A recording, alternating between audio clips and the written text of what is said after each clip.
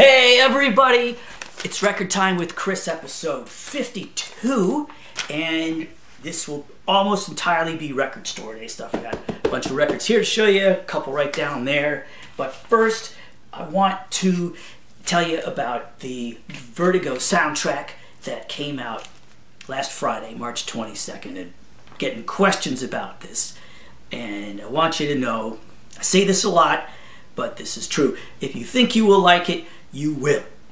Let's talk about what it is, though. All right, so it is obviously the Hitchcock film, and was I holding it upside down the whole time? I think I was. Hitchcock film, Vertigo, nice back cover, 4-color inner sleeve. The thing is, it's a new remastering. Sounds fantastic. Oh, it's on one of those nice tip-on sleeves, that heavy jacket to keep it nice in your collection.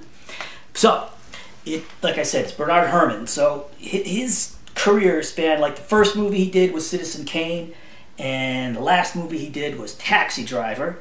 In between, doing a bunch of other Orson Welles movies, other Hitchcock films, including Psycho. He did a couple Brian De Palma movies in the 70s. So 40s, 50s, 60s, 70s, great soundtracks. This one is all orchestral, but there are some nice, like, weird washes of sound with, like, vibraphones, kind of. Anyhow, you can hear his influence on John Williams on this soundtrack, but quite a lot. There's you hear a moment that was later used in Star Wars.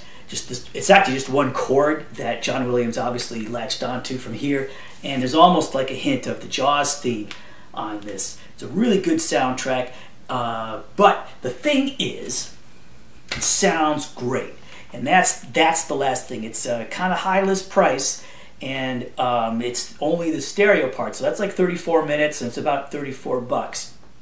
But I can't imagine it sounding better than this, folks. So this is, well, that's your answer. That's your answer. If you think you like it, you would.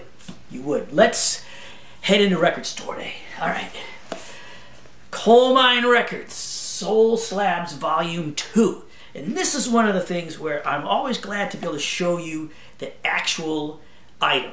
Because if you look at just the cover, I mean, you know it's a 3 LP set, but you don't always get a sense of how nice it is unless I can tell you.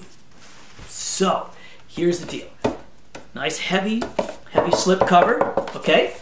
A picture of people lined up outside of Plaid Room Records in Loveland, Ohio. Now, Plaid Room is the store that's owned by the family that runs Coal Mine. Their last name is Kohl, C-O-L-E. That's why it is C-O-L-E mine, not C-O-A-L. Although some databases have it wrong, and it must drive those guys nuts. Now, check it out. Each record has this nice jacket. The back sides of the jackets have pictures of the 45s that were on there. Comes with a download code and a, here it is, Coal Mine Records sticker. What else do you need to know? Well, oh yeah, what kind of music is it? Well, it's like soul, R&B, funk. It's all new bands, new artists, but very much a kind of gritty, retro sound. Again, if that sounds like the kind of thing you'd be into, you will be really pleased with this. Again, packaging. I haven't heard this one, but their records always sound great. Just great all the way through. Great all the way through. Let's grab a couple soundtracks, and Leon Russell here. So, Leon Russell, live at Gillies, or Gillies, I do not know. Live album from 1980 or so, sorry, 81. And it's got a couple of his big songs, A Song for You and Lady Blues. It's also got some stuff he didn't write that is just kind of cool. It's cool to hear. Truck Driving Man, I like that song a lot. Mystery Train. So you've got, and it's kind of a country-ish band, definitely on the country side of things. New remaster, has not been on, never been on vinyl before, and there's a nice a little picture of him on the back. Sticker says there are liner notes in here, although my copy doesn't have them unless they're referring to the stuff on the back. But it's a real fun listen. Got the Star Trek soundtrack. This is, of course, the reboot from about 10 years ago that J.J. Abrams directed. Maybe this is the first of the series we're going to get. Hopefully they keep going with them. Nice, again, 4-color sleeve with pictures from the movie, from the film. And it's the same like silver Varese Saraband label that you get on the this one. Leon Russell had that also. Krypton, another soundtrack. This one, of course, online TV show. And this one is a really cool looking. Check that out. You know, it's like orange red, supposed to be like a Krypton sun or something, splatter. But notice how it's more like a splotch. See how the splotches are on there? I feel like you don't see a lot like this. Also, it's translucent, which is pretty cool if you get the light from behind it. Nice looking, real nice looking. Let me show you. I showed you the front. I showed you the front. I don't think I showed you the back. Nice artwork there. Now, here we have I Know What You Did Last Summer. It's a double LP and red vinyl. But before I show you the vinyl, let me just show you the nice gatefold with all the artwork. And it's a pretty cool soundtrack. A lot of 90s stuff. It's got the, you know, it's got some interesting covers like the typo negative version of Summer Breeze, and there's like a Beatles cover on here, which I'm always up for hearing. Toad the Wet Sprocket doing Hey Bulldog, but you got like Kula Shaker and other stuff on here. Let me show you what the records look like. Okay. So, like I said, red vinyl, opaque red vinyl, and what you'll see is, all right, each of the records one side has an image on it, and then the other side has the track listings, so we don't get confused about what's what. Comes in black, anti-static line sleeve. The other record has, you know, the same image of kind of the gang right here. It's just a smaller version of that. Two more. Let's start with AC. Now, this year they're calling it's AxCx, but it's the you may know what that stands for. Well, you will anyway. So when I show you the thing, because well, here's the cover. Picnic of Love is the thing, and it's like, you know, kind of syrupy love songs. It's not really what they were known for, which was kind of just trying to mess with people a little bit. Now, there is a so it's from like 20 years ago. Never been on vinyl before, although from what I understand, the band bootlegged like some lathe cuts or something. But for the most part, it is pretty much unreleased. And here you go, pink vinyl. Now, there is an animation on that, and I was able to get some pretty good video of it. So what you're looking for is there's like hearts, and you'll see hearts moving around across each other.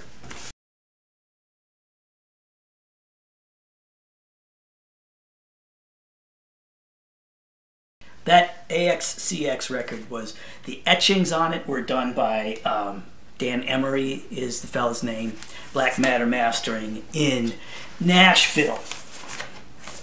Now, here's another one. In fact, he's even on this one. It's a Kool Keith record, and backed by Phaeton, which is his band. And this is like this first single from the collaborative album that will be coming out a little bit later. And this one is wild. So, first of all, on the back side that you cannot play, there is it's a very complicated etching, and I'm just gonna use the glare to show you as much of it as I can. Obviously it's hard, it's very difficult to get it to come through in this kind of situation. Now the other side, the side with music, has an animation. I'll show you a close-up of that in a second. Now, what kind of fun thing here is you've got this section here where my thumb is, and here, in between the animation and about there are actually, it's one of those ones where there are two parallel grooves cut. So one has the normal version of the song, the other one has an instrumental version of it. Then there's a little, like lock groove in the middle, so the needle will stop heading in towards the center. Then you have this wild thing. You see where those letters are? Okay, well, that is playable. So the etching, actually, you can play right over those words. And it's harder to see, but if you have this in person, you can see that there is actually an etching underneath the label. And it's the, let's see if I can read it. Trip. Well, fuck, I don't know what it says, but probably the name of the song.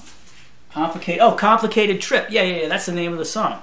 Okay, well, that was too complicated for me to figure out, I guess. But it's really cool because it's, like I said, it's etched onto the label, and then the label sinks down into the lowered area where the thing is. It looks real neat. You'll be psyched if you have it in person. But here, let me show you that. Let me show you that etching.